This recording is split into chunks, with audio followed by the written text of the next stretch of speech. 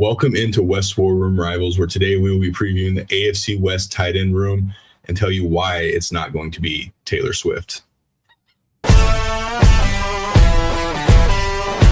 There's been times where I've done virtual therapy with Kingston, and he literally is like, "Bye," and he clicks it and turns it off. Yeah, like 5 or 10 minutes into the session, we're like, "You're done?"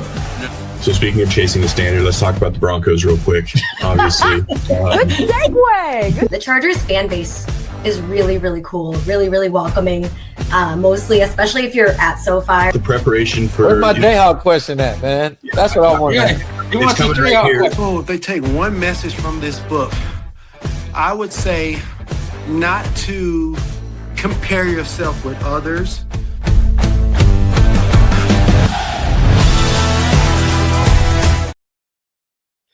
All right, what's going on, everybody? Welcome to West War Room Rivals, a special Sunday edition. We are filling in for what we missed on Wednesday. So shout out to the Shoviks for making this happen. We're missing a couple of comrades, Ethan and Matt, of course. Matt is doing his thing, protecting us, and Ethan is coming home right now. Everyone had a nice little 4th of July weekend. Shoviks, you guys went home this weekend. What was the highlight of it?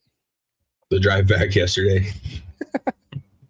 I mean, it was just out of nowhere, just massive storm just hit St. Louis as we entered St. Louis. So it was just like one of those where you're not going above like 10 miles an hour on the major highways. So yeah. Yeah. So Austin, I heard you drove through it. So what was your what's your post-game analysis of that storm? It was a pretty good one. Not enjoyable. I mean, we've driven through worse.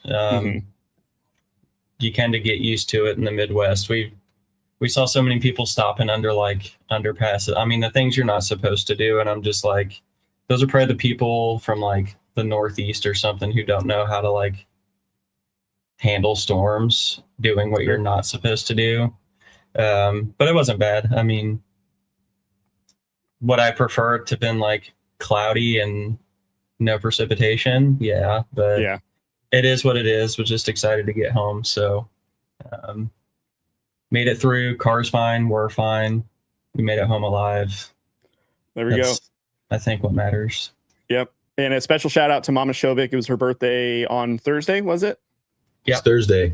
Right on. So happy birthday, Mama Shovik. Appreciate your love and support for the show.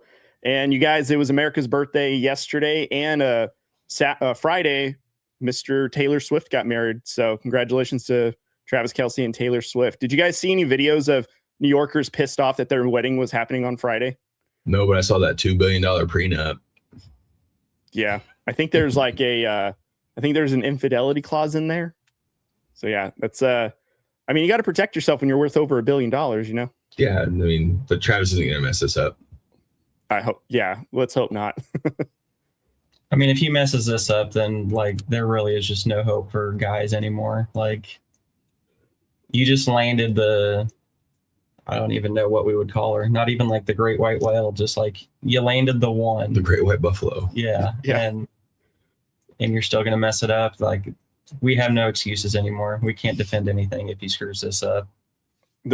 I can already imagine if she broke up or something happens where he messes up, the songs that she would write would be on another Bangers. level. Oh, yeah. Yeah. They would be insane.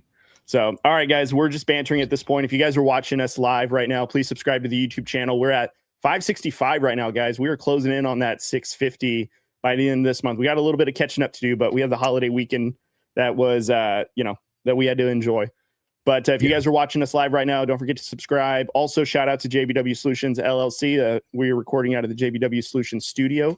Emporia State Federal Credit Union and Troy at Field Ops for being our sponsors of the show. So you guys, Corey told us right now in the cold open that we've got the tight end room that we're reviewing for our AFC West division. So probably the most diverse room I think we've had outside of the wide receiver room, if I could be honest. So I honestly, like, each team has an argument to have either a really good room or an above average room or a not so good room. So it's the one show that you're going to actually be able to sit here and say the Raiders probably do. Well, it's not probably. The Raiders do have the best tight end in said division. So I mean, this is your time to shine, Cody. Like if there was No ever crash outs. if there was ever a time for you to have an enjoyable, happy episode, today's it, my friend, because there's no one in the division that's better than Brock Bowers, the tight end spot. Talent-wise, statistically, though, I was doing some research, and Travis Kelce still led the division in Brock Bowers yards was and hurt last receptions. year. Huh? Brock Bowers was hurt. He was. I'm just keeping everything honest around here. But Corey, I'll let you kick it off for your Broncos tight end room. I know this one is probably a big hit and miss depending on how everything falls. So why don't you break down your Broncos tight end room? Yeah, it's not going to be very enjoyable. Obviously, we know Denver didn't go out and get any of them. They brought back all the tight ends and added Justin Jolie via draft. So we kind of start with Evan Ingram, who's obviously going to be your tight end one. Not very good. We know what it was last year. He was one of when Ethan, again, I'm going back to the little graphic that Ethan sent in our group text about the drop passes last season, and Evan Ingram was on that list along with Cortland Sutton. So there's a few things that Evan's going to have to clean up. And again, I mentioned this morning on another show I was on that the addition of Jalen Waddle is going to open up this room, and I expect a bounce back season from Evan Ingram. I think, we saw those signs, and there was bits and pieces of the burst of the explosion that he had. Austin mentioned a few episodes ago when we had Mike on, it was the Commanders game and he caught the ball, and he still showed that getaway speed, that receiver-like speed. So again, you're going to have to open this up, and then you can look behind him. It'll probably be Adam Troutman, who's Sean Payton's. I don't know, man. There's still questions that I'm just like, Adam Troutman's your tight end too. I think by the end of the season, Jolie will get in there, but it's your blocking tight end. That's what Adam Troutman does. Sean Payton loves to use the tight ends, multiple tight end sets. Lucas Kroll, Nate Atkins, these guys. It's not as enjoyable to talk about the tight end room for the Broncos as it is some of these other skill positions. But again, I'm looking for Evan Ingram to have a bounce back. I think Davis Webb's going to know how to use them, and I think the addition of Jalen Waddle is going to give Evan Ingram the opportunity to use those intermediate middle of the field routes, and we'll be able to see, that speed that made him a really good tight end. Now he's never been a top 10 tight end in the NFL, but he's been kind of that middle level. And you're not asking him to go out and be the best. You just need him to get to that 750-ish yards, 800 yards, and like to see a few more touchdowns in there. But this tight end room is definitely a C grade until otherwise shown. And there's a lot of work to be done, and I'm expecting big things out of them. And let's see what the preseason looks like and heading into that first quarter of the season. Do you think the Broncos look to add to depth like in the middle of training camp or towards the end, or do you think this is what they're going to roll with? No, and I know I've been seeing a few, and again, I always caution you guys, see who's posting it first. I know that there was some comments about maybe Cole Kmet being an option. I just don't think Denver's going to trade. I just don't think. I think literally the Broncos love their roster at what they have right now. I don't see any big time additions coming to this room. I would be surprised if they did. I think Evan Ingram could, there was a point in time where Evan Ingram was possibly a trade candidate, but I think they like their room. So to answer your question, I don't think they'll add anything. I think there's some part of me that wonders, and I don't think this will happen. I think it'd just be funny if Taysom Hill ever gets, acquired in some form on the Broncos. I think that'd be an interesting connection with Sean Payton. And, I don't know if that'll happen. I just find it interesting if he finds his way onto the Broncos with Payton. I think if that one was going to happen, it would have happened when Sean first came to Denver. I just don't think a Taysom Hill addition right now, I don't think that would be it. There's talks, and again, you're going to hear about all these Saints players possibly. We heard the Alvin Kamara one. We've heard some of these others. I think if Denver wanted to add them, they would have already tried. I think if there's one tight end that I would be pissed if you guys acquired, or not acquired, but added. And again, this could just be depth for competition. But I'm looking here, and Darren Waller's still available in free agency, and he had a short stint with Mike McDaniel, or not Mike McDaniel, with the Dolphins. So I'm curious. Well, sure, but I'm just curious if maybe they would look for an athletic tight end for Davis Webb. But that's just a Dollar General Evan Ingram right now. Like Darren Waller, that he was at one point in time, he was very good, and I know he looked okay in the Mike McDaniel offense for a little bit, but yeah, no, that's gonna be a no for me, dog. All right. Austin, going over to the Chiefs. So as I mentioned at the top of the show, Kelsey still led the division in receptions and yards for tight ends in terms of everybody that's listed. And that includes Njoku if you want to include his stats from the Browns. So what are your thoughts on your Chiefs tight end room? Yeah, as a whole, it needs to stay healthier. We've had to try to scrap some tight end rooms together when Wiley got hurt. Noah Gray missed a little time, and bringing in people like Robert Tunyon and basically anyone else who could find to kind of fill the room out. But as far as Travis Kelce goes, he's not the 1,400-yard guy anymore, but I mean, he was still top 5 in tight ends last year, basically across the board. It was one of his better yards after catch years too. You can say he moves slow and all that you want, but it was still one of his better yards after catch years. The distance of his attempts were down as far as, he wasn't running those 25-yard routes as often. He's kind of turned into that Jason Witten security blanket with a little more wiggle, which sounds weird than Witten had, but he still has a little wiggle to him. I'm not saying it's fast, but he wiggles. All right. Right. He's a little shifty for his size. So, as far as Travis Kelce goes, he's been durable. He's been reliable. I still think he'll be, again, natural regression a little bit as you get older. It happens. I still think he'll be in that top 6 to 8 tight end range. People saying Travis Kelce is washed. Well, if you compare him to 5 years ago, he's not the same player, obviously, but he's still a very productive tight end. So I'm not worried about him. Noah Gray at one point looked like a really good backup, little athletic, made some plays last year. Again, it's hard to take last year into consideration. I feel like everything just went bad for the Chiefs last year. So I don't want to know, is that Noah Gray moving forward now, or with him as far as everyone else, was it an anomaly? But I'm actually excited to have Jared Wiley back healthy. I think he's one of the potential futures of the room, as well as Brennan Stoll from Clemson. He's hopefully getting healthy, and they brought in undrafted free agent John Michael Gillenborg. So they have a little potential future there, but I think this year your production's really going to be Kelce. Noah Gray will be his couple targets here or there. And as long as Kelce stays healthy, we're going to have pretty decent production from the tight end room. They're not asked to block a whole lot. Kelce isn't as bad as people think, but he's also not as good as some Chiefs fans say he is at blocking either. He gets the job done. He's not Kittle. He's not Gronk, but he's also not just a sheet of paper out there trying to block. He does it.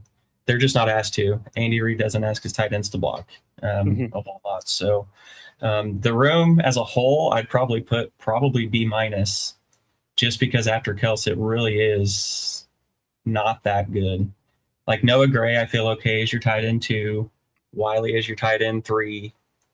But if those have to bump at all, you're not feeling good. The Raiders, if Mayer has to be tight end 1 for a little stretch, you're not feeling terrible. It's not Bowers, but you're still okay. First round tight end talent. He's good at both. So Chiefs don't have that. It's Kelce. Gray will sprinkle in a play here or there. Maybe they actually sprinkle in the youth, but in all, it's not a great tight end room. It's still very dependent on Kelce. I think they're going to need to rely on some of those the younger tight ends as far as helping the rookies out. I think that's why you can sit here and say all you want, but on those third down plays, it's going to be Travis, the stick routes, the drags, the middle of the field. He had some bad drops last year, which was very uncharacteristic of him. Yeah. I do look at that as being, I don't know if it'll be much of a factor. I don't know what was going on in his head last year and what was going through, was it all that money he was getting ready to acquire by getting married to a pop star? Was it something? But I think that'll be a lot better because it's still going to be Travis in those third down, or you got to have it moments. until another guy can step up. So until one of those receivers can actually start becoming that guy that they're going to go to, it's going to be Travis, which is going to, by the time you look at it, you're going to be like, it's been kind of a quiet year for him. You're going to look down and he's got 84 catches, 85 catches, 890 yards, 900 yards, and 6 touchdowns. And you're like, well, shit, that actually hasn't been that quiet of a season for him. It's just because of all the bad drops. People were very quick to point that out. Well, I actually think he's going to be the biggest beneficiary of a run game. I was just about to say, get 1 or 2 steps slower, he's the one who's going to benefit from that. So, we talk about the run game maybe improving the receiver room, which it should. I mean, a good run game helps the pass game in a whole. But I think if we're going to, one room and one person specifically, a run game will help is Travis Kelce in the tight end room. If you're able to just freeze those linebackers for even a second, Kelce knows how to get open. I mean, that's something, no matter how fast, slow, old, young he is, he knows how to find those open spots. And if you give him just a little more time or a little more room to work with, I think he's going to benefit quite a bit from that. Yeah, and you nailed it right on the head, Austin. I was going to say with the enemy coming in, and again, I think with having Walker in, and who knows the emergence of Emmett Johnson or DeMarcado, just integrating those run games a little bit more, maybe that play action opens up a little bit more. I can see more 2 tight end sets coming in for the Chiefs where Noah Gray is the beneficiary of, a little bit of misdirection from Kelce, because I kind of agree. Like Kelce, sure, he dropped off from 5 seasons ago? Sure. But 5 seasons ago, he was also 30 and he's 36, 37 now. So that's a lot of season that he's played. Last year, he played every game. So he didn't have any time off. And, again, like what you said, Austin, the Chiefs season last year was just an anomaly. Injuries, Patrick Mahomes was out. It was just not a great season. It was just one of those seasons that the Chiefs were due to have. And I think your guys' tight end room, I can see Noah Gray having a little bit more of a presence in this offense just because Kelce is going to be a really good distractor. And because of his experience of finding soft zones and having that connection with Mahomes, I can see, again, like what Corey said, just before you know it, he's going to have a sneaky stat line of 80 receptions, probably top 5 inside of that tight end, overall yardage in a sense. And all because of just a new offensive coordinator and a run game, just making that dynamic a little bit easier for the Chiefs to move the ball along. So I can see, again, Noah Gray and Travis Kelce being a little bit more of a 1-2 punch and a beneficiary of both of each other's being on the field. So, well, and that's kind of how that tight end room was a few years ago, right? When they first drafted Gray, they brought in, he would come in and he would be that kind of athletic, we're going to forget about you because everything's on Travis Kelce type deal. You can get back to that. I'd be surprised how much if we run a lot of 2 tight end sets. I still think I'm unsure of how we adapt to Mahomes' injury. Are we going to go under center and have him rolling out a lot or anything of that nature? Are we going to run play action early on? So I am curious. I think they want Wiley to get on the field a lot more too. So it wouldn't surprise me if they have Wiley and Gray as the inline tight ends, and you have Kelce as kind of that off-ball quote unquote receiver as well. But I think there's potential in this room, just given some of the youth, and you still have Kelce. They're at the end of the year, Chiefs are going to have a top 10 tight end room as far as productivity goes based on Kelce. If we get back to Noah Gray having those 400 or 500 yard seasons where he gets those 2 or 3 catches because people are sleeping on him type deal, that alone is going to help the offense. So there's potential there. I'm not confident with it. I still think it's way too dependent on Kelce. But I'm also curious on what the offense looks like. If we do go more 2 tight end sets, maybe we see more of these tight ends because that's not Andy, right? We're going to typically we spread them out. Kelce is going to have the tight end spot. Nobody else is really going to come in. If we go more 2 tight end sets, maybe we see more of what Noah Gray has to offer or Jared Wiley. So it kind of goes with the theme I've been saying all year with the Chiefs. There's so many question marks, whether it's a depth piece, it's the scheme, health, who they use. I think the tight end room's no different. because you can even say how far regress or how much regression does Kels take. It happens, right? Jason Witten, even with the Raiders, it's not that he was bad. He's just 12 years older than his prime. Right. And you take steps back. So it's still a question mark of what Travis Kelce does. He'll have his 120 targets, 75, 90 catches. Are they literally all going to just be chain movers? Are we still going to try to hit him for shots? How's it going to look? So I think this goes with my theme of usage and everything. It's a question mark out of this room. I think he'll have a bounce back year, but I think that not Chargers. I think the Chiefs in general are due for a bounce back season. I don't think they're going to be nearly as bad as they were last year. Last year, that was probably the happiest that the AFC West is going to look with the Chiefs being that bad. So, yeah, I don't think Chiefs will be worse than a 500 team this year. I think that's kind of the floor. Obviously, barring injuries, if Mahomes comes and has a setback or, we lose something else or whatnot. But we'll do AFC West predictions next week. Yeah. So I do think a large part of the offensi's success does come from the tight end room. So no pressure. Right. Just lack what they did in the receiver room. So, B- as an overall room. But as far as the offense's importance of this room for the offense, it's an A+. I think the passing game will go as the tight end room goes. Yeah. And also that run game too. How successful that is will probably determine a lot of that success as well. Yep. All right. So before I move on to my Raiders, I kind of want to have an open conversation about the Chiefs or the Chargers quickly about their tight end room, because obviously we had Gatson who had a breakout season for some part of the year as a rookie and then kind of tailed off a little bit. And then the Chargers did sign David Njoku from the Browns. And so that gives them a red zone threat and a little bit more depth. So, Corey, I'm curious from you, what do you think that having this tight end room does for this offense? I absolutely love their tight end room. I absolutely love the signing of David Njoku. I actually really like the signing of Charlie Kohler as well, coming over from Baltimore. He won't be as huge of a factor now that they got Njoku, but I do look at him to be kind of a help down the red zone as well as when he's more of the blocker, so he'll get dirty. So I like that. This is going to be a sneaky good tight end room. I absolutely 100% love David Njoku. It was kind of on my wish list there for a little bit for Denver. If he stays healthy, I think Justin Herbert's going to fall in love with this guy, especially inside the 20. He's a big body guy. He can go up and get the football. He can box out your safeties. He'll outrun a linebacker. So this is an absolute A+ signing for the Chargers in that realm. So yeah, again, I absolutely love their tight end room. It's not the Raiders, but I do think this is going to be a huge part of their offense. We saw the success the tight ends had with McDaniels, so look for the similar setup with this room. Yeah. Austin, what are your thoughts on this tight ends room for the Chargers? I'm not as sold as everyone else, and I'm going to use Chargers' own logic against them.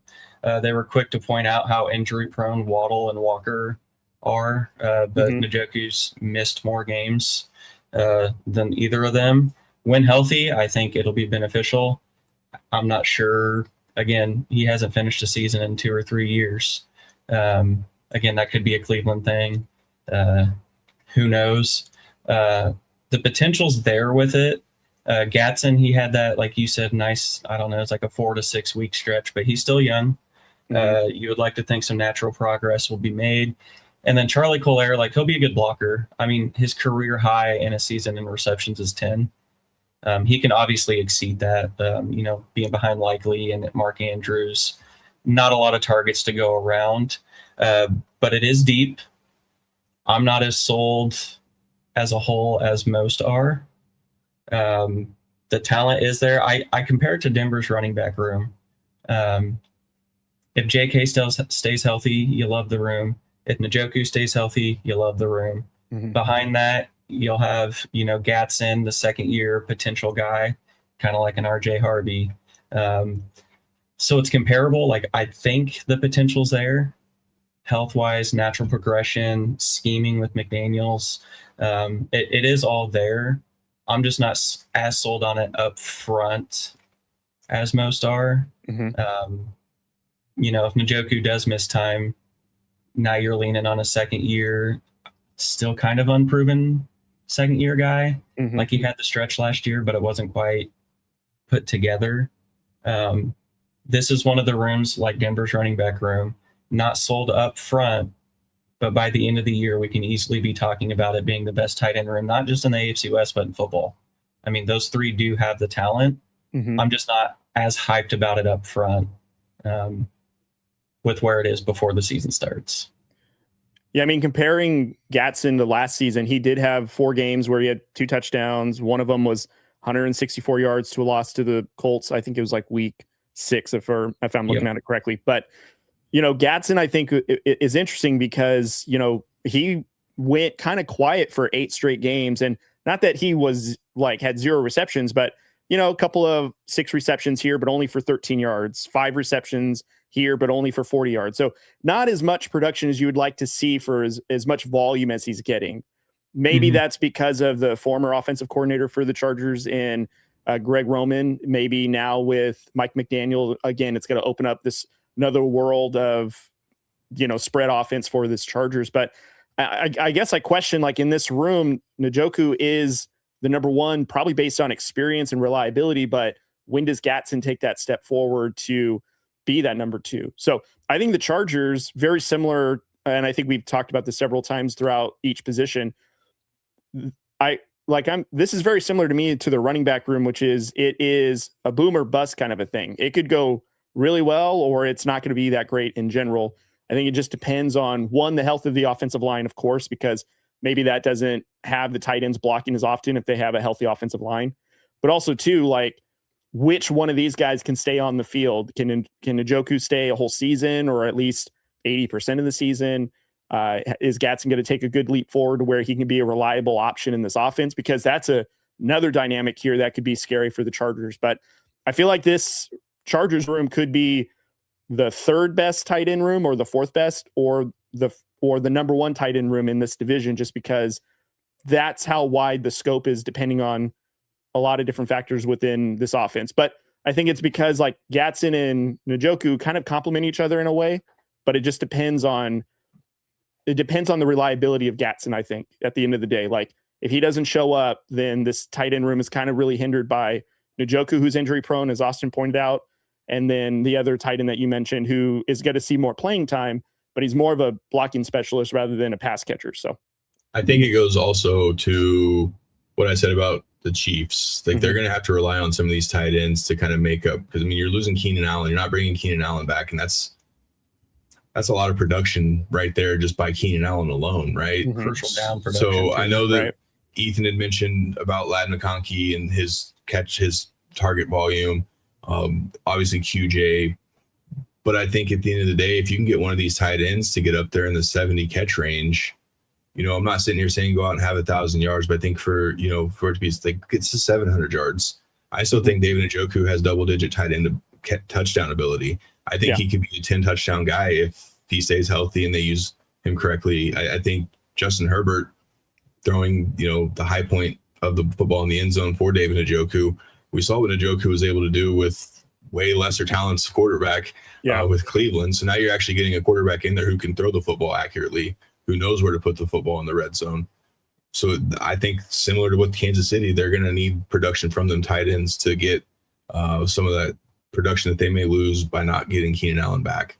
Well, and I think in a perfect scenario, it would be Gadsden's going to get a lot of the yards and catches, but Njoku's stat line might look a little weird at the end where, he gets 40 catches for like 350 yards at the end of the year, but he's going to have 12 touchdowns. Gadsden's going to be used 20 to 20. And then once they get close to the scoring area, third downs as well, Njoku's experienced in that range. Kind of take over that Keenan role on third downs. But he's going to have, if most of his catches should be touchdown or red zone targets, to, prevent the wear and tear. That's where he's, the most dangerous, as Corey's alluded to, since Njoku was a free agent and potentially talking about going to Denver. So I think it's one of those where Gadsden could have all the yards and catches and a couple touchdowns. And then Njoku picks up the slack there and the touchdown. So look at him as a combo, right? Like Gatson, you're gonna be like, wow, what an okay year, but he had 1 touchdown. Wow, Njoku, kind of a down year, but he had 12 touchdowns. We'll package those together because Mike McDaniel will deploy them how they should, where they're going to get the best of each one in the right situations. But again, I think like all of us have said, it comes down to how much can Njoku stay on the field. You know, if Njoku goes down, you're going to be asking a second-year Gadsden and then a non-usual receiving tight end in Colaire to pick up some tight end 2 receiving slacks. So I think you were spot on. It could end up in being one of the best, or it can just be flat out bad. Kind of no in between. Yeah. I wish Ethan was here to fact check us on Mike McDaniel, because I want to say Mike McDaniel ranked one of the in the bottom in terms of red zone offense, because I don't remember the Dolphins converting a lot in the red zone. They were really great on like long plays and explosive plays, but I don't remember them being very effective in the red zone.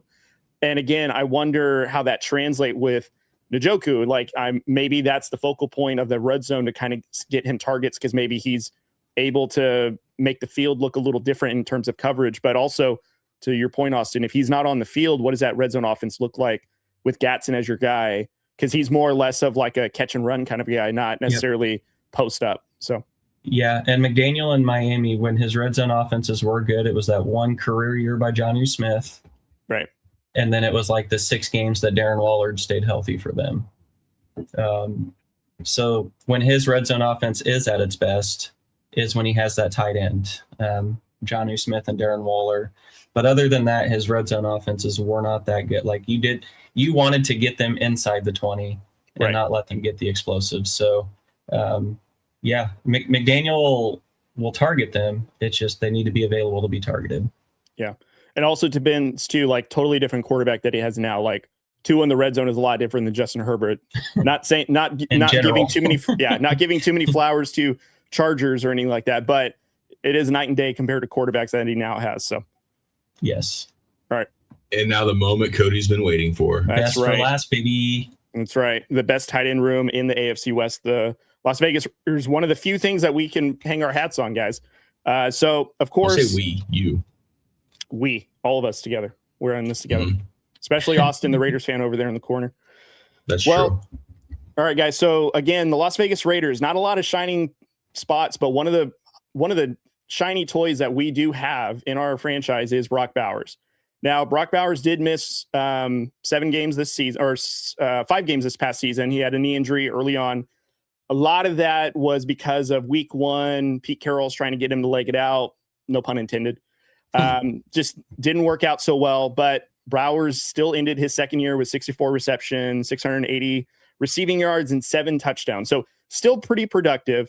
Michael Mayer, though, our second round pick from 3 seasons ago, this is his 4th year coming in, had a career high 35 receptions and a career high 328 receiving yards in 13 games. He did miss a lot of time for personal reasons, so that's why both of these guys missed a lot of time. So we were relying on Ian Thomas as a tight end 1 for a good 6 weeks.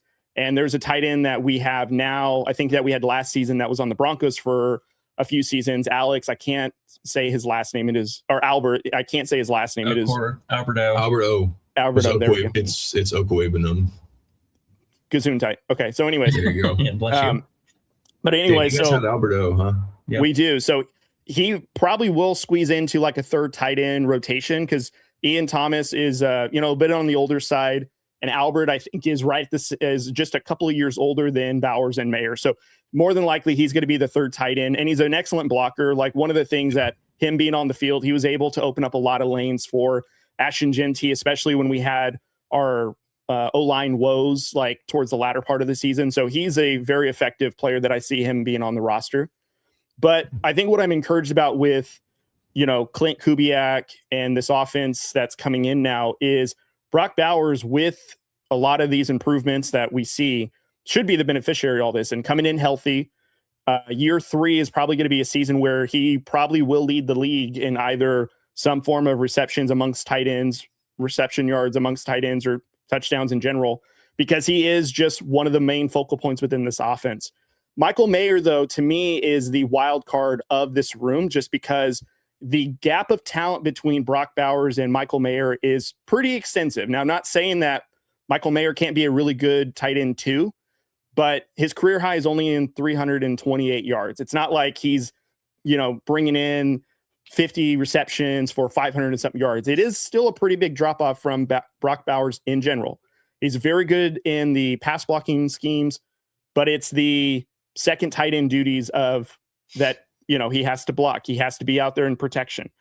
So if we can get Michael Mayer more involved in the offense to alleviate a little bit of Brock Bowers, maybe some misdirection, I feel like this tight end room could be very well. And then having Albert O being another tight end that not a lot of people really think about when it comes to somebody that can be in offensive production when he's on the field. Like, he can also be very, very productive when schemed right. And Clint Kubiak in the Seattle offense liked the tight ends a lot. Now, he did have one that he really focused on, but that backup one was a really good, relief in terms of like misdirection and able to bring the offense a little bit and able to get some production and relief from the main tight end. So I think one of the encouraging things about this Raiders offense is the tight ends could be something that helps not only in the blocking schemes part, as I mentioned, but also we have a superstar in Brock Bowers that if we make sure that we put him in the right positions with our play calling, he could be somebody that really just makes this offense evolve the way it's supposed to. And that would be very interesting for the Raiders, because we've never had an offense where it's mainly focused around a tight end with complementary pieces around it, including a running back that could be a leader amongst the division as well. But the fact that we have Brock Bowers and we just need to make sure we take care of him, make sure he's healthy, but feed him the ball any chance we get. Like, whatever we can do to get him the ball, the Raiders find success when Brock Bowers has the ball in his hand. So I would say on paper, and again, I'm going to stress on paper because the season hasn't started yet, the Raiders tight end room is tops right now in the division just based on names. And Brock Bowers is a huge reason of that. And I think it's because Brock Bowers is probably one or two in terms of top tight ends in the NFL. And the fact that he plays for the Raiders is, one, it's great, but also kind of funny because we had to spend a 13th pick to get him. Money well spent, though. Yeah, you wasted lots of draft picks on tight ends, but I think your receivers are ass enough to where Brock Bowers is probably the one. I still think Trey McBride's obviously up there. I mean, you can have you sit here and tug on each other of who's 1 and 2, but at least he has like Marvin Harrison, etc. Raiders don't have a receiver like that. So because the Raiders receivers are so ass right now, I think Brock Bowers is really the only tight end in the NFL who's wide receiver 1 and tight end 1. So yeah, I think he's going to be fine. I'm still curious to see how Kubiak utilizes him. Does he put him out more, offline, online? But I think Michael Mayer is a good tight end too. Yeah, I think he can be a starter on a lot of teams as well. Right. But I think with Clint Kubiak, I think you're going to see a lot of 2 tight ends, see what they can do with those until you see what you have at receiver. Yeah. And I can see the 2 dynamics of the tight ends. And I don't want to say mirror like what the Patriots did when they had 2 tight ends during their offense, but I think we're getting to an era in the NFL now where the 2 tight end sets are kind of coming back. The Rams have made it kind of prominent right now. When they were in the playoffs, they were doing a lot of 12 sets. The Bears are kind of in that now with Loveland and with forgetting the other tight end. Komet, that's right.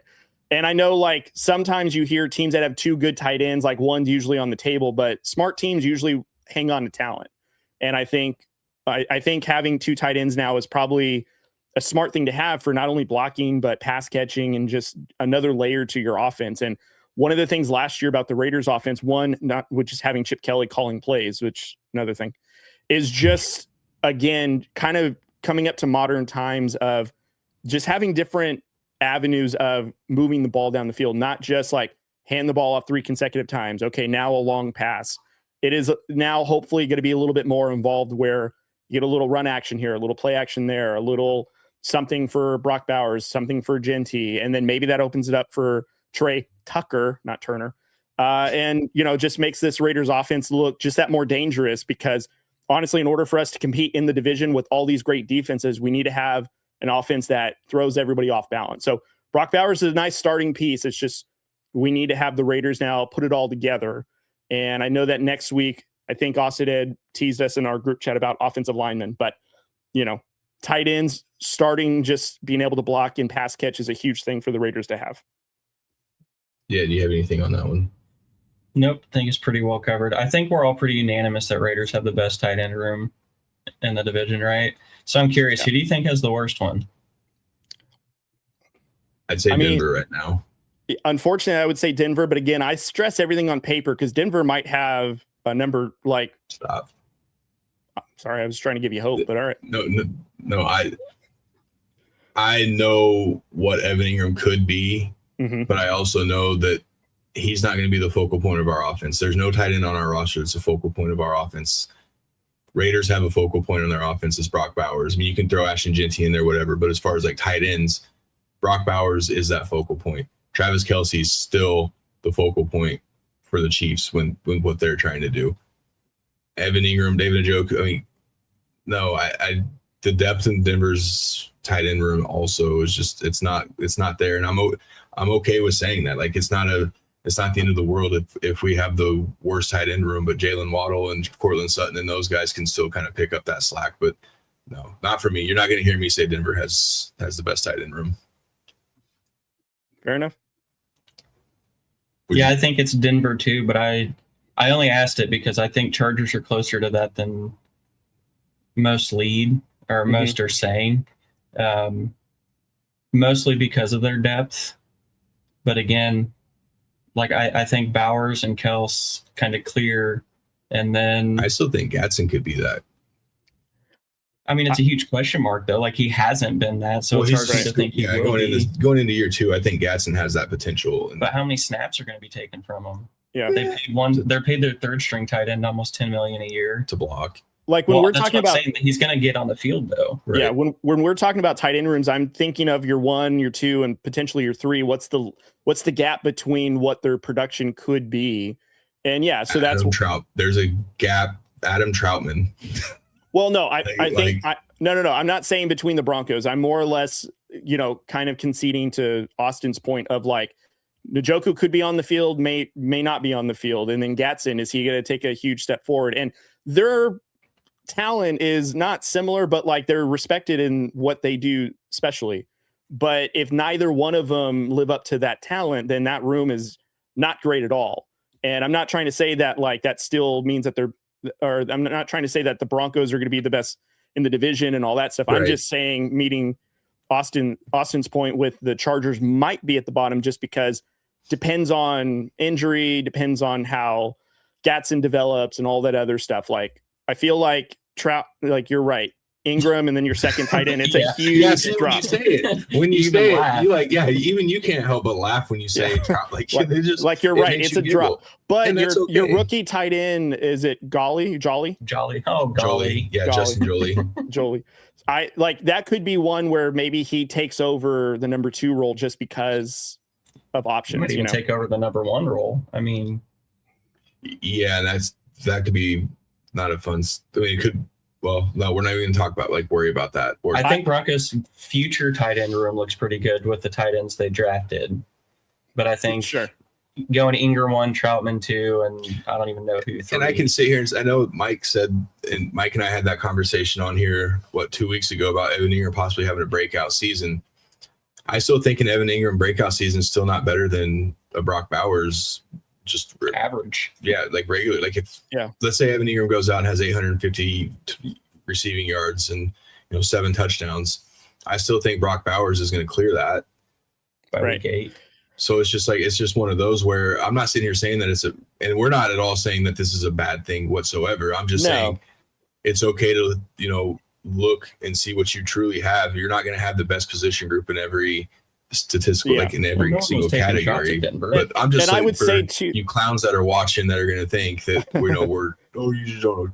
It's okay. Like I would also say too that Evan Ingram isn't asked to be what Brock Bowers is for the Raiders offense. I think the difference is like Brock Bowers is asked to be the number 1 guy in terms of receiving, in terms of you got to get him the ball. Evan Ingram is a complementary piece to a Waddle, to a Sutton, to those guys. It's a different dynamic in that offense than being like featured like a Travis Kelce was once before in that offense, or now Brock Bowers. So I wasn't comparing Denver to Oakland.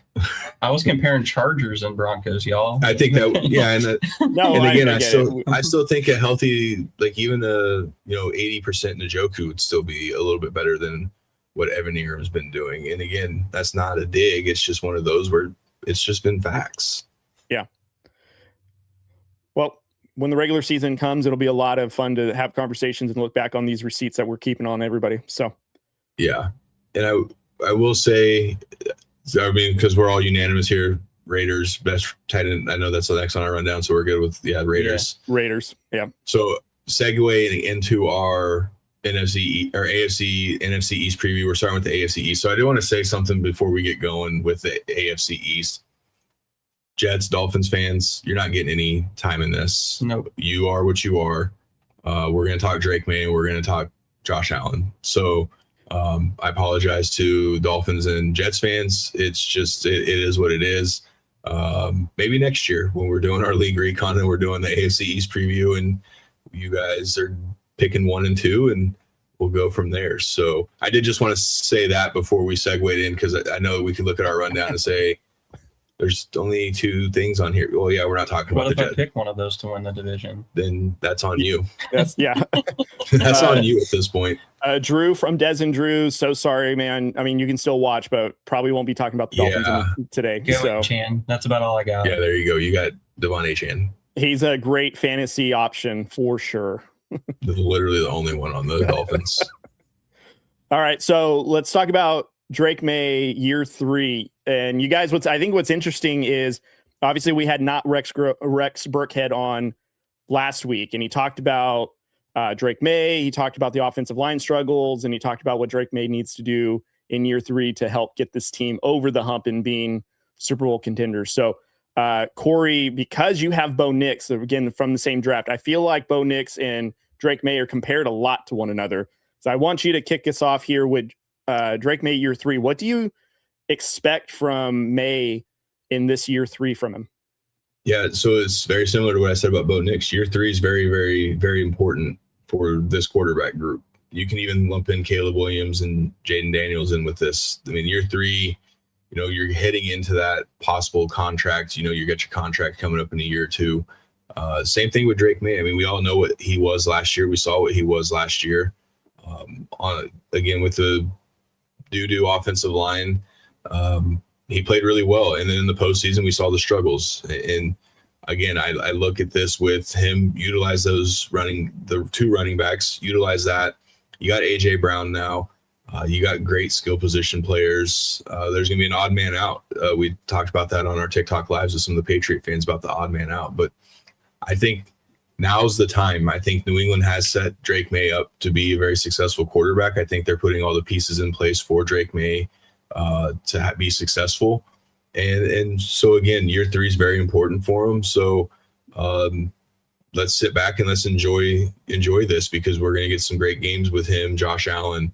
Him, Bo Nix are playing against each other. I believe he's playing against the AFC West this year. So everyone, Patrick Mahomes, Justin Herbert against Drake May. So, yeah, again, we'll pick the division winner here shortly, but I think this is a big moment, big season for this guy.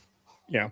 Austin, I know that last season when we had our year 1, when we were doing a little bit of offseason previewing, I think if it was you that mentioned that you suspect Drake May is going to have a breakout year. So what do you expect from year 3 Drake May after his year 2 breakout? Me personally, I've been a Drake May fan since he was getting drafted. Yeah. So I'm going to try to put that aside. And personally, I think this is the year you kind of find out who the real Drake May is. He's kind of had a 3-part career already. Obviously not the greatest rookie year, but that was a little dysfunction. They brought Vrabel in. Last year played pretty well, and then the postseason he did not. So A, how does he bounce back from that? B, I'm not saying last year was because they played a cake schedule, but right now they are playing a little tougher defenses along the way. So I think you're just going to see who the real Drake May is. Is he going to have MVP numbers like he did last year, or is he going to kind of look like he did in the postseason? I personally think it's going to fall somewhere in the middle-ish, closer to the MVP year than how he performed in the playoffs, especially bringing in people like A.J. Brown and no matter how much I hate the contract, like Romeo Doubs is still an NFL receiver, right? Like, will help the offense. yeah. So they are setting it up for success. Again, I think Corey said it, but with any quarterback, if they don't protect him, all these skill possession players we just have named really won't matter a whole heck of a lot. So if they figure that out, I can see him being, one of the top 4 or 5 statistical quarterbacks in the AFC.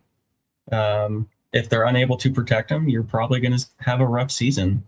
It's probably going to look more like the playoffs, Patriots, where they can still win games. It's going to be ugly. It's not going to be because of Drake May. They're going to run. They're going to out-physical you, and Drake May is going to hopefully do enough at the end to win or whatnot, but they got to protect him. He could arguably have one of the best all-around skill position groups around him. That running back duo, man. The running back duo, receivers. I mean, we're talking Booty and, Pop Douglas, and I like Williams on their team as the speedster. Like, those were prominent roles that they had last year, and now they've been shifted down the depth chart a little bit. So Hunter Henry's still all reliable in the red zone. Austin Hooper's just out there hooping. Not going to scare anybody, but they can still be productive. So Hunter Henry can get no touchdowns one game and 3 the next. Yeah, but he knows his role. He does his role very, very well, and Drake May knows where he's at all times. And having an addition of A.J. Brown and Romeo Doubs, I think, helps Hunter Henry out as well. Yeah. Yeah. I'm very curious to see how Drake May does in year 3 with, and we kind of touched base on this with not Rex Burkhead, with Josh McDaniels not making adjustments when supposed to, either in big game moments or in situations to kind of help out Drake May. And I'm wondering what Josh McDaniels does to put Drake May in situations where he's able to be more in control of the offense now with an A.J. Brown, with Kayshon Boutte, with Hunter Henry, name the talent or the skill player that he has. Because I think Drake May, arm talent is real. Like, he's a very talented quarterback. He had 70% completion percentage. That wasn't just on screen passes. That was on some deep throws and some intermediate throws. So he can definitely throw the ball very effectively. And you have a guy like A.J. Brown who makes all quarterbacks look very, very good. Like, I remember A.J. Brown was making Ryan Tannehill look like a top 10 quarterback because of how talented A.J. Brown is when he catches the ball and he just sees open field. And, Jalen Hurts, say what you want about him. I think Jalen Hurts is a good quarterback, but there's no doubt Jalen Hurts' game excelled with having A.J. Brown on the field and able to just throw it to Brown and he can come down with it because how big he is and how hard it is for cornerbacks to cover him. So I think Drake May is going to have a good season, but I'm curious on this offensive line. I know that they drafted another tackle in, I think it was the 2nd round. I think Lomu, was the guy that they drafted. That was first round, excuse me. So I'm wondering how he's integrated in this line to protect Drake May so he's not the most sacked quarterback in the playoffs anymore. Because I do think that, and we'll touch base on this shortly, but I do think the Patriots, yes, they have a harder schedule, but I do think that Mike Vrabel is a coach that gets these guys prepared, offense and defense. So I don't think that they're just going to fall asleep and all of a sudden wake up 7-10. I do think that they're going to be a very competitive team, and you only add A.J. Brown. I do think that helps this offense. But what I'll say is I don't know if Drake May is going to be contending for an MVP per se, because I feel like there's some other contenders that you might make an argument for. But I do think that 4,000 passing yards, yeah, I think he can probably get that again. 30 touchdowns, yeah, I think he can probably get that again. The turnovers, though, I think is interesting, especially depending now you have A.J. Brown. How much are you going to challenge the defense on those throws to Brown? So that's what I'll say about Drake May. Some of those Patriot fans deserve a 7-10 season. I can tell you that. Most of them do. It feels like that their dormant didn't last long enough. I think they only went 3 seasons with what is it, Mac Jones, and then you get Drake May 2 years later. So I feel like they got off the hook pretty easily. All right, talking about Josh Allen. So Austin, your favorite quarterback to compete against. Is Josh Allen going to get over the hump this season? What hump are we talking about? Playoff hump. No. So to the Super Bowl, is that the percent? Pretty much, yeah. Okay. No. No. What do you think is going to prevent him from getting over the hump? Other teams being better. I mean, he didn't get past him last time. No, I mean it's no shot at Josh. Like even for the most part, he has really good postseason numbers still. It's just I don't feel like Buffalo ever does quite enough to help stay with the rest of the league. I mean, the Chiefs were able to do it because they nailed some drafts, but even the Chiefs stayed pretty dormant with like improving around Mahomes. They kind of just got lucky. They nailed some drafts and whatnot, but like they bring in DJ Moore, who I like. That'll help a little bit, but in the end, I still feel like a lot of other teams just got better or were already better, and they didn't make up the gap. We can say all we want, but these quarterbacks can't do it all literally themselves. I mean, the dude threw a game-winning touchdown with 13 seconds left, and his team found a way to screw it up. Well, and his coach, like honestly, that kick shouldn't have even been returned. They let the Chiefs return it, and then the defense folded. But like Josh Allen's performed fine in the playoffs. Like even the 5 turnover game, he still has a really good touchdown to turnover ratio in the playoffs. He shows up. They're another team that I'm never going to say they're going to the Super Bowl until they're actually in the Super Bowl. So it's no shot at him, but until you prove that you can do it. Like right now, I have more confidence in the Bengals doing it because I've seen Joe Burrow do it. Yeah. That's hard and to argue. There's no shot at Josh. Yeah. I don't think that their reasoning to not get to the Super Bowl has anything to do with Josh Allen. It's everything around Josh Allen and that team. I will say, though, the last playoff game that he had where obviously Denver sent them home, and if I'm not mistaken, that went to OT. I will say it doesn't help when you keep giving Denver opportunities to score and either get back in the game or have a lead. And now you're playing from behind, or now you're playing with a sense of urgency that you shouldn't have added to the equation. So I don't think that helps. But it doesn't. But with Buffalo, they always strike me as a very good regular season team, but you just can't count on them in the playoffs. Like maybe they win their wild card game, maybe they keep it competitive in the divisional round, and I think they've only gone to an AFC championship game once, right? And Josh won it. Yeah. So even in Josh Allen's tenure, he has only gotten to the championship game one time. And yes, the Chiefs did beat him. It's the Chiefs. They always seem to come out on top in the playoffs against the Bills, but still, though, like a wild card loss, a divisional loss, it just doesn't seem like in the playoffs you can ever count on them. And Josh Allen plays out of his mind, like for sure does not deserve the amount of losses and heartbreak that has transpired because of the Bills. But I think, and we talked about this months and months ago, I think Josh Allen wins the Super Bowl, but not on the Bills. It's like on another team. And at what point does Josh Allen say, hey, I need to go look elsewhere because we've hit the ceiling, or at least what the Bills are willing to do, and I need to go elsewhere now to achieve that championship? I think that is more likely to happen than him in the Super Bowl with the Bills, in my opinion. So you don't think he gets over the hump either? I don't think so. Not this season, because also what is Joe Brady? I don't know if their offense is even better than last year. So I think I have a lot of questions on the Bills in general, and the Patriots, I think, are more competitive than in this division as well. So like you can't even count on the Bills winning the division. You got to get in the wild card. And, the wild card, they hardly ever get out of that as well. So I don't think that they're going to get past the hump this season. All right. Well, then let me turn this on you. Is this Josh Allen's last season in Buffalo before you request a trade? No. I think if I had to put a time frame on it, I'd say in 2 seasons, I think I can see it like a request to go elsewhere, because now you got Joe Brady, 2 seasons, who was your guy, and you still can't get over. I think that's when maybe he looks elsewhere, because at what point, I think that's his 10th year at that point, right? Damn, is it already? It should be more than that, because he's only 1 year younger than Patty, isn't he? Right. Wow. So if he was drafted in 18, right? Yeah. So he would be year 10 at that point, 2 seasons from now. This is year 10 for Patrick. Damn, dude. Oh, yeah. So like right. at his 10th year, it's like, where does he go? Who wins the division? Bills. I'd say Patriots. I'm only going to say the Patriots because of coaching. Yeah. I think you have Mike Vrabel, Josh McDaniels. You have a first-time head coach, first-time D coordinator in Buffalo.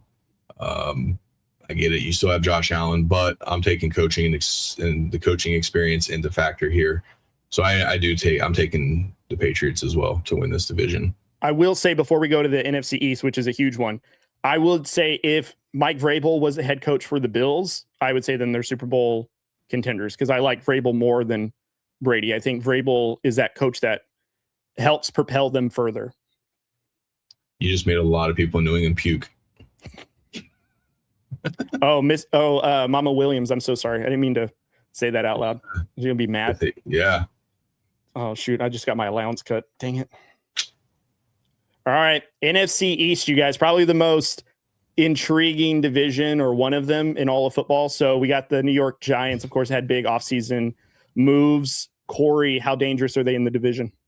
Yeah, I like them as a sleeper. We'll pick later. I will say I'm not picking. I don't think they'll win the East, but I do like them as a sleeper to possibly be a team that does. I like the Harbaugh effect, but we saw how shitty Harbaugh has been in Baltimore the last few seasons. And I think that does translate a little bit.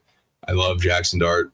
We were big time Jackson Dart homers coming into the draft last season when everyone was calling us idiots. So in Joel, 3 Guys, 6 Balls podcast, I know those guys were on Jackson Dart as well. I do like that. Scattaboo, weird dude, but we'll see there. I absolutely love their defense, though, and I think that's going to be a huge step up. I think all that could be possibly canceled out by Matt Nagy being the offensive coordinator. Yeah. Not a good hire. Not a good hire at all. Weird. I thought Harbaugh, being Harbaugh and his, the relationships he's built with a lot of coaches out there, I thought he may have done a little bit better. And again, that's no shot at Nagy. Some guys just aren't built for doing that. And we've seen the struggles. So I think there's a big offseason for the Giants, and I do look at them as being a possible sleeper. Yeah. Austin, what are your thoughts?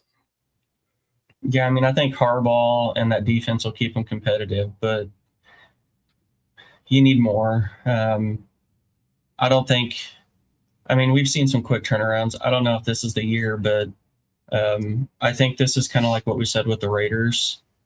They've at least gotten on the right track, brought in some correct people, some – Nagy's not one of them. So some correct pieces. I do think Jackson Dart is a franchise quarterback. So you got your quarterback and head coach, and we've said it all the time. If you at least got those two, at some point you should be okay. I don't know if it'll happen this year, but I think Harbaugh and that defense will keep them pretty damn competitive most games. Yeah, I think I do like some of the offensive pieces that they do have, and I think we are all in unison on that Matt Nagy is just kind of the interesting one of probably not the guy that's going to lead the offense, but will the New York Giants be better? I think they only won 3 games last year. Yeah. And I think because of Harbaugh, that's going to happen.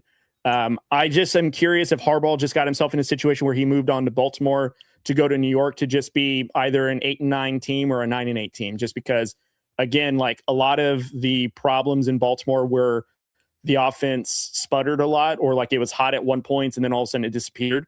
And I can very much see the New York Giants going through the same situation where, their defense is winning football games for them, but because their offense keeps giving the ball away, I think is how I see it. So I think it'll be very interesting to see how improved the Giants are, but also what limitations this offense has, maybe from Nagy's play calling. Well, I think the biggest thing with Jackson Dart too is he's got to be smart. Right? We know he's a gunslinger mentality. He wants to put the team on his back. But we saw how much that almost cost him last season. And you even have other players who are kind of just don't take those hits on the sideline, man. Just get down. It's okay. Your best ability is your availability. And he's got to be able to learn not to take those shots, when to get down, when to throw the football away. And I think he'll learn that. We can sit here and talk, all the stuff on Nagy that we want, but Nagy's going to still coach him up, right? There's still going to be times where he's like, hey, don't be hero, just get rid of the football. Don't put your defenses in tough spots. Now you're going to start learning how to win in the NFL, right? We've talked about it a lot. It's easy to lose, but now you got to learn how to win and be able to do that consistently. Similar to what we talked about the Raiders, right? Learn how to win, compete. So yeah, he's got to be able to take care of himself. Yeah. All right, moving on to the Dallas Cowboys, a.k.a. America's team. Austin, is this the year that the Cowboys are poised to win the division? No. I think they'll be a little closer. I still don't think they did enough defensively. Right. I like the coordinator they hired. They brought in some okay pieces, but again, Philly still has, no matter how you feel about their offense, how you feel about Jalen Hurts, they made their defense. I mean, they brought in Rick Woolen. Mm-hmm. And you guys know defense for me is what leads to success. I don't think Cowboys did quite enough. They're still going to have one of the best offenses. Javonte Williams fit in there well. CeeDee Lamb, George Pickens, Jake Ferguson, Schottenheimer. I mean, their offense is humming. I still think they lack a little too much on defense to be able to keep up with the rest of the NFC East. Well, not the rest. I mean, well, I will say that now so I don't give away winners. We'll just say the NFC East. But I think they'll be very poised for a wild card, though, which is still progress for the Cowboys. Yeah. But I don't think they're quite there for a divisional run. I think they need a little more defensive help. But is it Parker? Christian Parker. Yeah, if Parker is able to get them boys playing and, elevate their playing, then you have a legitimate shot. But I want to see that first before I can just confidently say Cowboys are ready to make a run at the division. Corey? Yes, I do think they are. I think Christian Parker coming over from Vic Fangio's defense, going up against that offense week in, week out, they kind of have an idea. Similar to Nick Sirianni's a joke, but Caleb Downs, I still predict him being a all-pro very soon. They brought over PJ Locke, which isn't a huge addition, but it'll be a good piece for the secondary. Quinnen Williams, those guys, I believe they got Rashawn Gary over from Green Bay. Nice little spat with Micah Parsons' brother the other day on social media. You guys go check that one out. Yeah, and I love that offense. God, I just said that, but I do. Javonte Williams, what we saw him doing in Schottenheimer's offense last year, we can say what we want, all we want about Dak Prescott, but he still put up really good numbers last season, and it helps when you have CeeDee Lamb and George Pickens, and then you throw in probably a top 10 tight end and Ferguson, borderline. I think Cowboys could do it. I think there's a case that I'm not going to say there's a case. I think they outright have the best offense in this division. And yes. I think the only defense that really negates their offense is Philadelphia. And I think the Cowboys defense just has to play average at best. And last season they didn't. They were a bottom team. I feel like if the Cowboys defense, and it sounds like with Christian Parker coming over, I feel like if he can get these guys to play just a little bit above what they did last year, and I agree, adding Caleb Downs in the draft, who's probably going to make his mark on the league like week one because he's that dynamic. I think this is probably the Cowboys' best chance to at least get close, if not take over this division. Because I would also make the argument that the Eagles are going to take a step back with not having A.J. Brown in that offense. And plus, I would not be surprised if this is Nick Sirianni's last season. And usually with head coaches in their last season, you see those teams kind of take a regression just because you can feel the coach almost losing the locker room to be out. And I feel like the Eagles might have that situation happen. And the Cowboys, to me, and I think Brian Schottenheimer showed me a lot as a head coach last year with how he handled the team and the offense.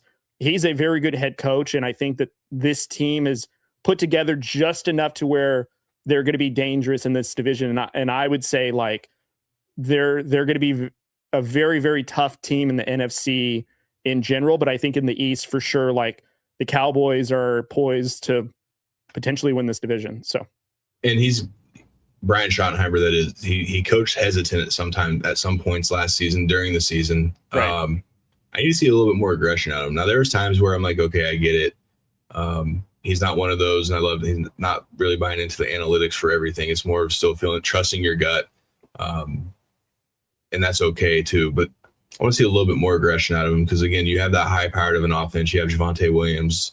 So I would ask that, take some chances.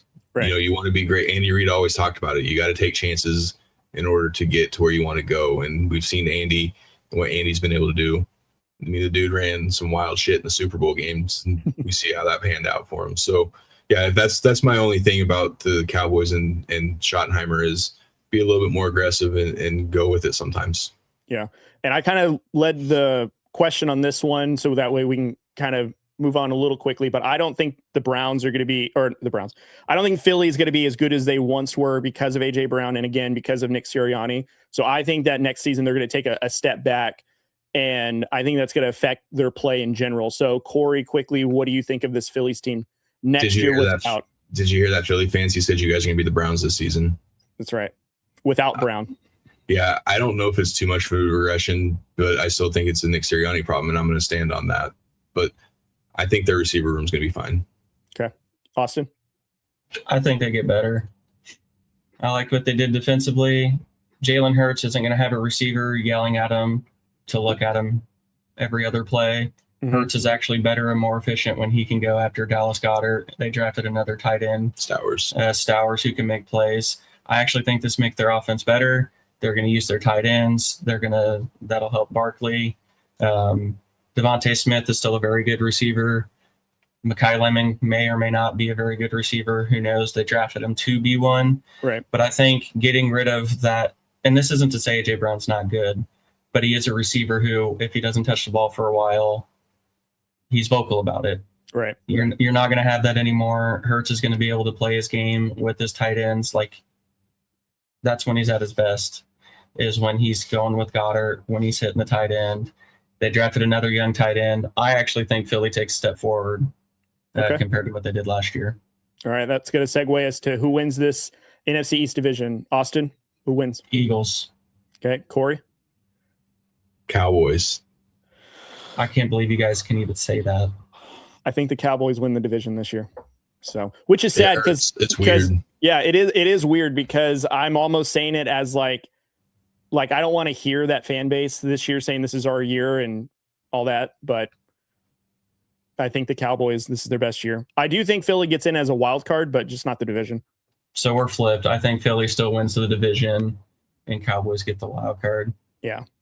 It's going to be a very competitive division. And we don't know what the Commanders are going to look like. I mean, I don't know if they're going to be great, but they could throw a wrench in a couple of things or not. They're probably going to be looking for a head coach after the season. That's crazy. 3 seasons and already, There's no way I can look at the Eagles corners and not just be hyped about them being, Reek Woolen, Quinyon Mitchell, and Cooper DeJean. Man, those are the cornerback rooms I build on Madden, and that's straight up out here in real life. It's going to be. I didn't even mention their D line of like Jalen Carter, Jordan Davis, like all them. So I don't know. You guys know how I feel about defense. So the fact that their defense is light years better than the Cowboys is probably. I know you just went 6 to midnight just talking about them right now, so we get it. And we know I have no love for the Eagles or their fans, but yeah, I would take that defense. They're one of the few defenses I would take. Yeah. All right, you guys, that's it for us for this week's divisional review for League Recon and also our tight end position review as well. Gentlemen, it was a hell of a week. What do we got coming up next week? Tuesday, we have Lexi from the Kingdom's Queens coming on. Talked, obviously, a little AFC West, a little Chiefs action. See how she feels about the division, feels about, Chiefs going to bounce back, how it's going to go. We won't call it revenge. We know better than to do that for trigger warnings. But she's going to be on Tuesday. Her and Jody do an awesome job on Kingdom's Queens, having a good time and just talking football. So we'll have Lexi on Tuesday, and then Wednesday, I think you foreshadowed that earlier, we'll be diving into some offensive line talk. I know it's back to crash outs for you now. Hope you enjoyed your hour-long episode of my 1 hour of being number one. Yeah, and then Corey usually decides what divisions we talk about, or if we've talked about them all now. No, it's be our last one. Oh, our own divisions. Yep, it'll be our last one, and it's the two best. So we saved the best for last. It'll be the AFC West and the NFC West. So we'll try not to spend as much time talking about the offensive lines because there's not too much to talk about. It goes Denver, Kansas City, Chargers, Raiders. So now we don't have to talk about it. I'm just kidding. But I thought you were going to say it goes about 50 feet of crap, and then there's the Raiders. Well, that's borderline. We'll talk about it. We will. I'm actually excited to dive into the AFC, NFC West. Yeah. I know we're pumped for, division games like Chiefs, Broncos, Chiefs, Raiders, all that. But I'm kind of stoked for these AFC West, NFC West matchups this year. Yeah. And we're getting closer to training camp starting, boys. We're 2.5 weeks out. Yeah, we're Roughly. Some teams should be starting here in the next week or two. I think the Raiders go back on the 25th. So and then the rest of us will be starting, the second to last week of July, and then we're starting. We're going. So Cody looks not thrilled. Yeah. He's damn it. My off-season championship coming to an end. I'm really pumped for week 1 until we lose. And then I'm like, you guys, I don't want to do this anymore. Dude, you got to enjoy it till week 2 last year. Okay. I did. I got a nice little high from beating the AFC champions, the Patriots, before they went on their run. So yeah. Maybe we'll keep that up. But I am excited just for all the things that we've talked about, not only for our division, but of course, I do feel like this is going to be a fun season for football in our division. So I'm pumped for it. Yeah. So as we are wrapping up here, we want to thank everybody for tuning in tonight. So make sure if you're watching on YouTube, hit that subscribe button. 565 subs when we started tonight. We're on a goal of 650 by the end of July. So again, we really need you guys sharing this out and spreading the word. And it looks like, we see 50 plus people total watching tonight. So we can't thank you guys enough. If you're on Facebook, continue to hit the follow button there. That growth has just been absolutely crazy. Cody sent us a picture earlier. We went 1 million views the last 28 days on Facebook. So again, thank you guys for that. Follow us on X. Austin's been keeping X going. Very, very good for us over there. Instagram, TikTok. So again, guys, we can't thank you enough. So again, subscribe, like, and Cody, give us some sponsorship shout outs. That's right. Let's pay some bills, guys. So shout out to JBW Solutions right over here, the studio sponsor. Can't thank Jeff and his crew enough for just being great partners with us. A lot of great stuff happening that we'll share with you guys when the time is right. They are expanding and merging, and they are just growing as a business. And that's great because they are believing in the war room as well. So it's great to just see that as we grow, they're growing, and it's just a shared, cherishable thing. So also shout out to Emporia State Federal Credit Union, who is the War Room's banking of choice. So I think Shovix have been banking with them for over 20 years. So they're just been family with us since day one. And then, of course, Troy, my fellow Raider fan, I think he's got merch that is coming our way from what I heard. So he said skip the Raider fan. Yeah. I'm sure I'm going to get some coal in the stocking I can see. So, but Troy, shout out to you for being a day one supporter. If you guys are looking for any court or field markings, reach out to Troy and his team over in the greater Kansas area. Shovix, we are down. Of course, Ethan, he's traveling home. And Matt, we love you, buddy. I hope you're safe over there and can't wait to have you back home. Angel and Aiden, we miss you guys. Hope you guys are well as well. But anyways, guys, we will see you guys on the next episode. See ya.